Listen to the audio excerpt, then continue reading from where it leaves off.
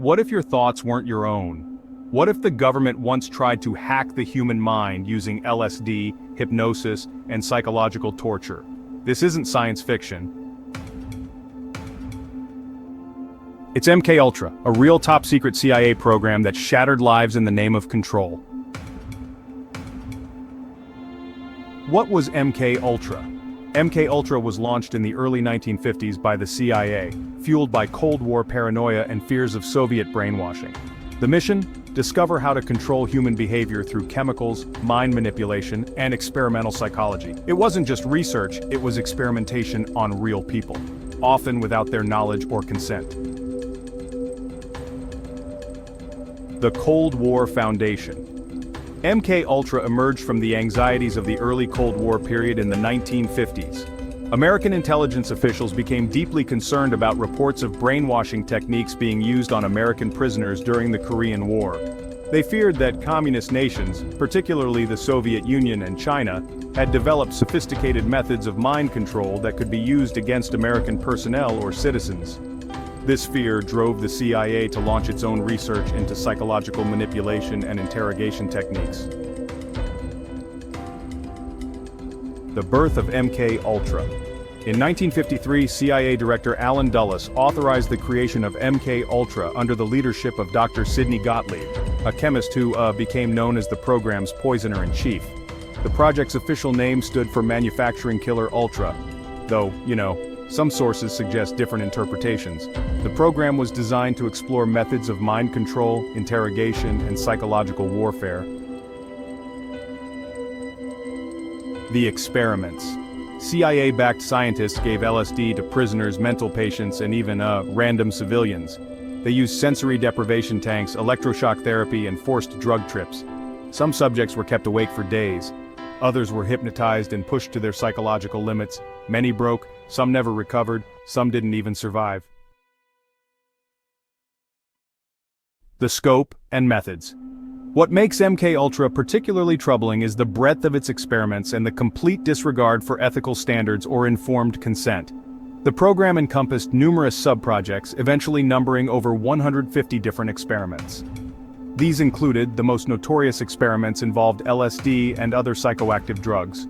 Researchers administered these substances to subjects without their knowledge or consent, often in psychiatric hospitals, prisons, or through front organizations.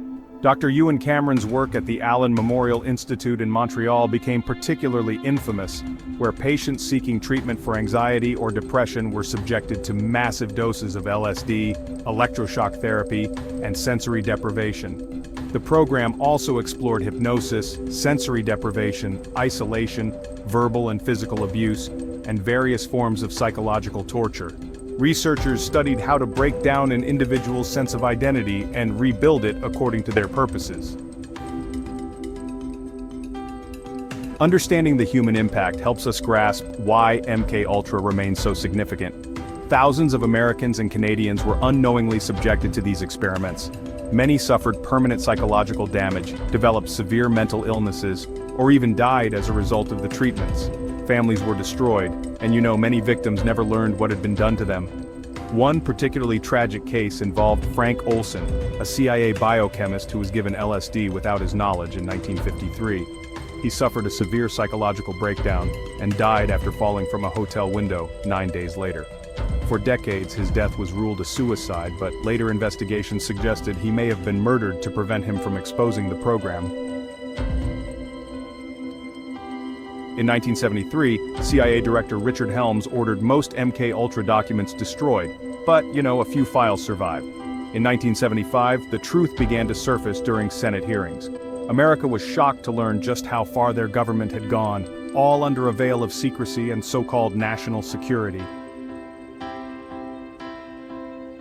The MKUltra program began to wind down in the 1960s as it became clear that the research was not producing the reliable mind control techniques the CIA had hoped for.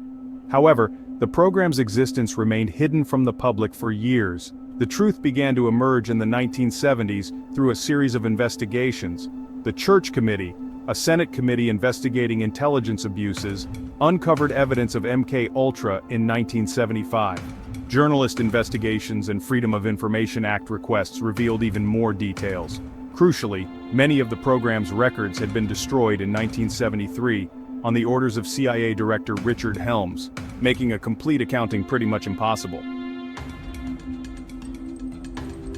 The revelations about MK Ultra, led to congressional hearings and some compensation for victims, though many were never identified or compensated. The scandal contributed to major reforms in how human subjects research is conducted, including the development of institutional review boards and informed consent requirements. MK Ultra serves as a crucial reminder of how institutions can, lose their moral compass when operating in secrecy without oversight. It demonstrates the importance of ethical guidelines in research, the dangers of unchecked government power, and the need for transparency in democratic societies. The program also illustrates how fear can, honestly, drive societies to abandon their values. The Cold War anxiety about communist mind control led American officials to engage in the very practices they claimed to oppose. Several aspects of MK Ultra remain mysterious due to the destruction of records. We just don't know the full extent of the experiments, all the institutions involved, or the complete list of victims. Some conspiracy theories have grown around these unknowns, though it's important to distinguish between documented facts and speculation. The MK Ultra story reminds us that democratic societies must maintain vigilance about government overreach, even when officials claim to be protecting national security. It's a sobering lesson about the importance of ethical oversight, transparency, and the protection of individual rights, even in times of crisis.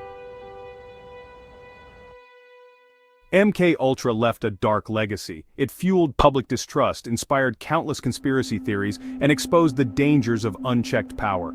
Today, its story serves as a warning. Even democracies can commit unthinkable acts when secrets go too deep. MK Ultra was real, the victims were real, and the consequences still echo today. If this shocked you, you're not alone. Share this video, leave your thoughts in the comments, and don't forget to subscribe.